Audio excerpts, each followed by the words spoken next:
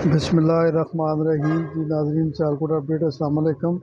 मैं हूं आपका होस्ट सैयद शाहिद इकराम। आपके लिए ख़बर लेके आया कि वज़ारत ख़ज़ाना के ज़राए का कहना है कि गुज़श्ता साल के मुकाबले में साल रवां में 18 जुलाई 2022 तक दरामदात में 20% कमी हुई है।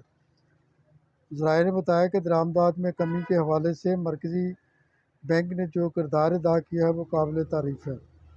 काबिल अज़ीम वफाकी वज़ीर ख़ज़ाना मफ्ता इस्माइल का मीडिया से बातचीत के दौरान उनका कहना था, बल्कि दावा था कि जुलाई तक दरामदात $2.6 बिलियन रहीं, जो गुज़श्ता माली साल के मुकाबले में 20% कम हुई है। मफ्ता इस्माइल का ये भी कहना कि स्टेट बैंक के इक़दामात की बदौलत इस माह दरामदात कंट्रोल में आ गई है। उन्होंने बताया कि दरामदात और करंट अकाउंट खसारा कंट्रोल में रखने के लिए इक़दामात किए जा रहे हैं। मफ्ता इस्माइल ने मज़ीद बताया कि वज़ारत ख़ज़ाना और मरकज़ी स्टेट बैंक जो है ना, इसके दोनों ऐसे इक़दामात कर रहे हैं जिससे दरामदात में कमी भी वाक़या हो और साथ जो महंगाई का सैलाब है उसमें भी नुमायाँ कमी आए।